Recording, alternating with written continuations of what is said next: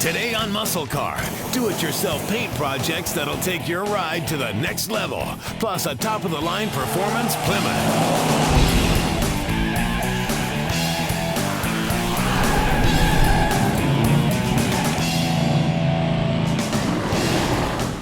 Hey, welcome to MuscleCar. When planning a project, you always think about the big parts, like what engine you're going to put in it, suspension, or even wheels and tires. But when you get down to it, what makes one car separate from all the rest are the small details. And that's what today's show is going to be about. A few of those small details that'll push your car above and beyond all the rest. Your block is one place to start. A lot of people throw chrome at an engine to dress it up, but if your block is ugly, you're just wasting a lot of money. If you want show quality, just painting it isn't enough. So I'll show you a way to smooth out the block to give you that award-winning look. The block has already been cleaned and stripped, so I can go ahead and mask it up.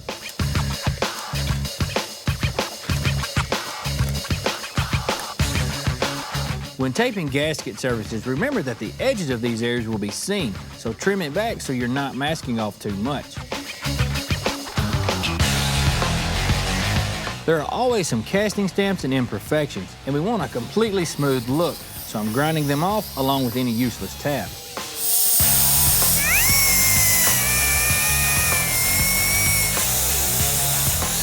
I'm going over the whole block with sanding rollers. For the rougher areas, smooth them out with a carbide bit. The more time you spend on this step, the better it's going to look, and the less sanding you have to do later. All right, after about an hour and a half of grinding, it looks good. Next step is get it in the booth, get some primer on it. I'm laying down a single coat of gray DP primer first to seal up the bare metal.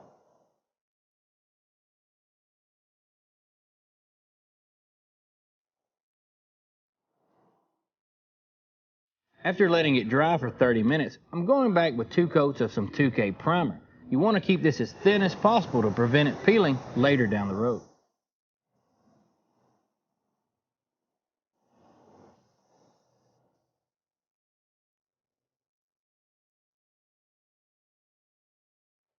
The next step is, you guessed it, sanding. I'm using some 320 grit to remove all the texture. It may take some time, but trust me, it's worth it.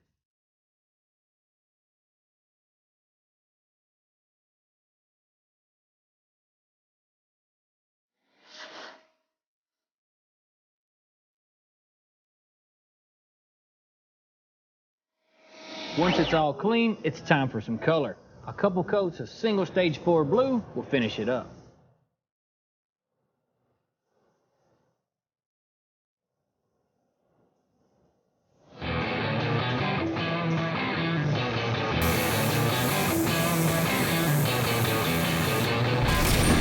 It's done, and you can see the difference from the unprepped side to the smoothed out side. This is the kind of detail that'll definitely get you some attention from the judges. Not every project calls for a smoothed out block, but you still want it to look good. There's a right and a wrong way to do a simple paint job too, and you don't need a lot of equipment to do it. Build on a budget. MuscleCar projects that save you time and money. It's amazing what a simple block repaint can do for your engine bay. VHT's high-temp engine enamel can give you that fresh off the production line look. It's available at Summit, and you can pick it up at most parts stores. The VHT product line has you covered, from stripper and primer to color and clear, and it comes in a huge variety of stock and specialty colors. Start by spraying on some strip fast. Once the paint starts to lift, it's pretty easy to scrape off.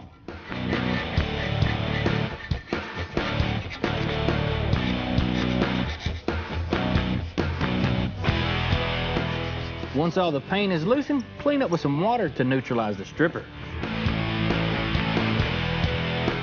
Once the block is dry, I'm going over it with a scuff pad to take off any old paint and to prep the surface for the new. Some pre-cleaner removes any leftover contaminants.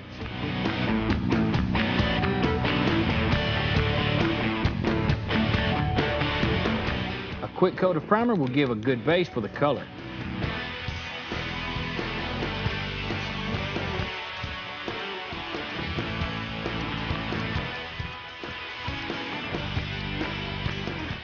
Once the primer dries, the color can go on.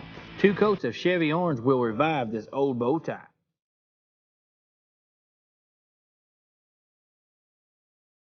Next comes a coat of clear. VHT's high-temp enamel is designed to withstand corrosion, rust, chemicals, gas, and degreasers. But to get these benefits, it's got to be cured. On a block, the heat of the engine will do the trick.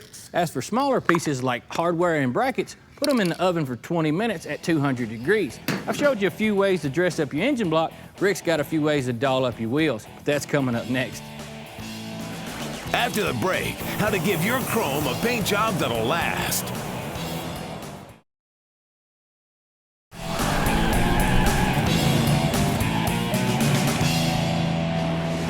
Hey guys, we're back.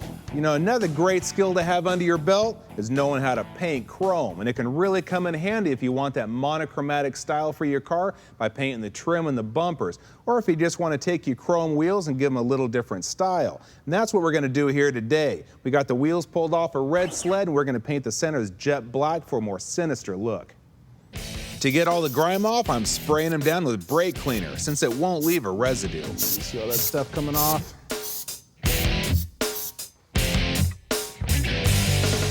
Wipe off any excess and make sure to blow out all your nooks and crannies.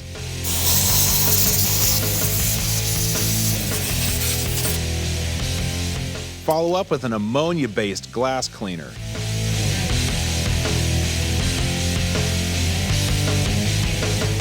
The next step will involve abrasive, so make sure to protect the areas you don't want scuffed up.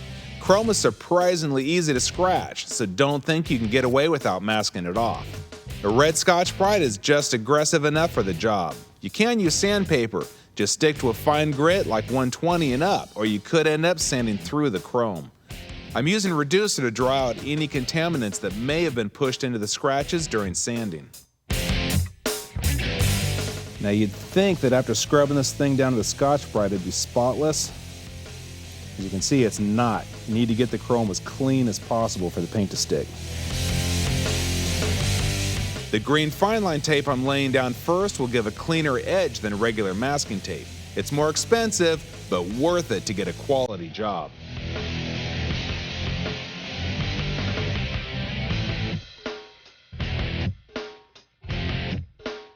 Since sloppy overspray can ruin the best of paint jobs, I'm masking off the back too.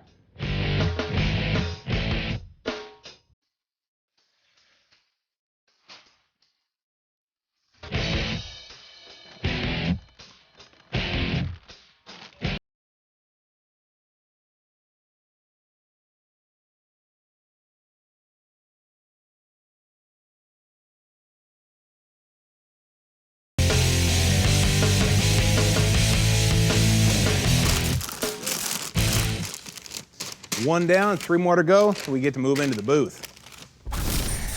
You know, the biggest problem with paint and chrome is adhesion. I mean, chrome is hard, and there's not a whole lot of materials out there that like to stick to it.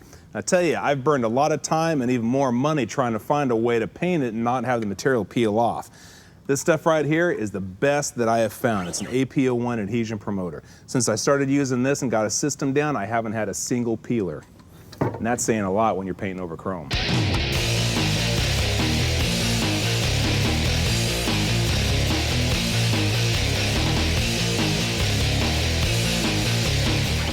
There's not a lot of tricks to laying this stuff down, but the one thing you do have to keep in mind is the simple fact that it's clear, as you probably noticed when I was pouring it into the gun. Now, you have to be real careful. Don't lay it on too thick, otherwise it'll actually delaminate. Just a nice, thin, even, like a medium wet coat is all you need.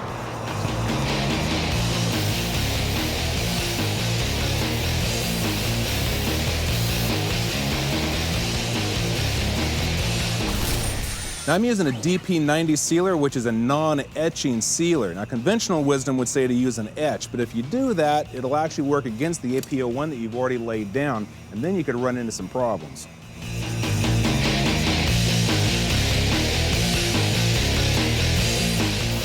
After letting the APO1 dry for about 10 minutes, I'm laying down a single coat of the sealer.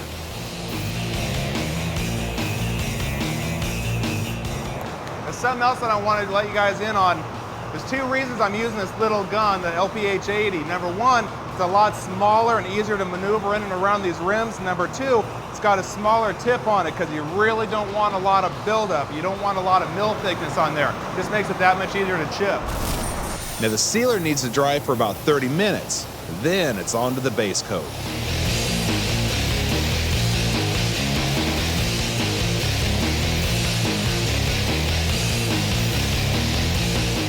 I only need a single coat of base. After 20 minutes of dry time, I'm coming back with 2 coats of clear.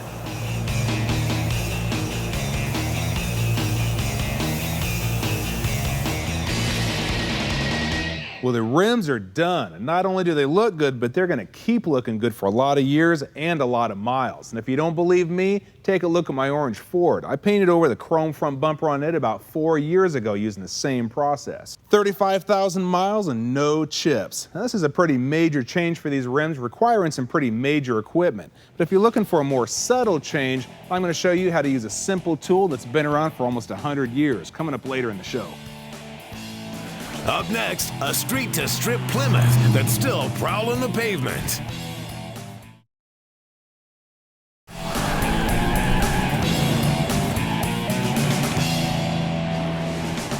Today's flashback, a 1968 Plymouth GTX. The GTX debuted in 1967 as Plymouth's first all-in-one performance package. For its second outing, it got a total makeover, shedding its boxy image to hit the road as a sleek, muscle-clad warrior. The Coke bottle shape was in, and Plymouth revamped its whole Belvedere line with more curves all around. The GTX was the top-tier model and came standard with bucket seats, torque flight transmission, dual hood scoops and heavy-duty brakes, suspension, and battery. The potent 440 Super Commando was still the base engine, with the Hemi as a $600 option. Ricky Richter paid just $850 for this GTX back in 1977, and it soon became a part of the family. Shortly after buying it, my son was born, and I brought him home from the hospital in it. Since then, he and my daughter have both brought their kids home from the hospital when they were born. No, but this ain't no ordinary family car. 440 cubic inches of raw power into the hood churned out 375 horses. Top speed was 121, and it could run through the quarter mile in the mid-14s at 96 miles an hour. Plenty of low-end torque made it a stoplight demon, soaring from 0 to 60 in under 7 seconds. The outside screams performance with its racing stripes, blacked-out hood treatment, and eye-catching color. Electric blue, red streak tires, and 14-inch mag wheels complete the package.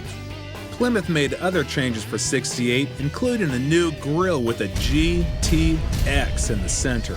The Belvedere nameplate was dropped and the badging moved back to the rear quarter.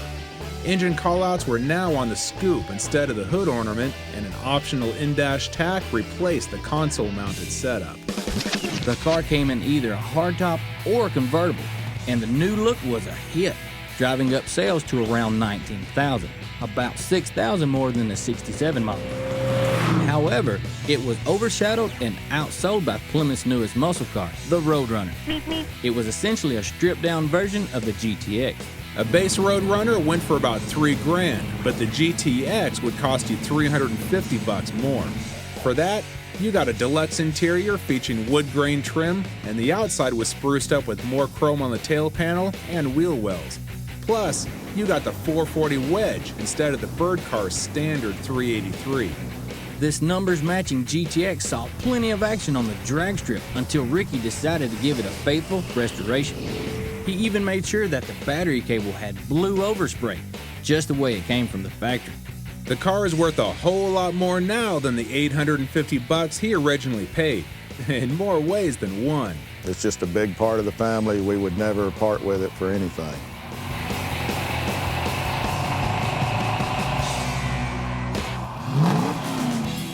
Coming up, a tiny tool that makes striping wheels a breeze.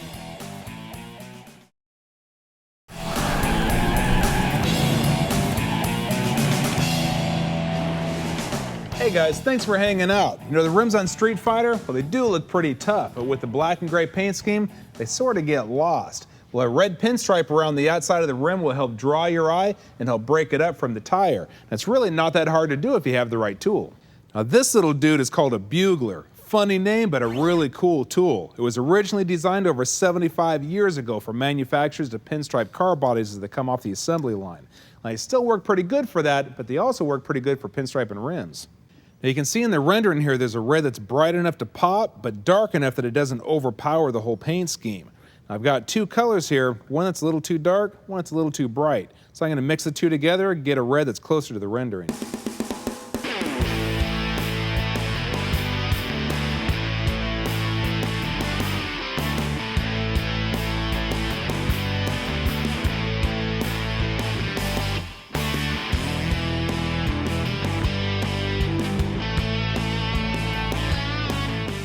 Yeah, I like that. There's a bunch of different size heads available in singles or doubles, but the basic kit comes with a main tool and 6 heads. Before attaching the head, a small amount of paint goes into the bugler. Attach your head of choice and push the plunger up just until you see the paint, then prime the wheel. The guide I'm attaching helps keep a consistent line around the rim, or whatever it is you're striping. Once you've got everything set up, it's just a matter of keeping a steady hand.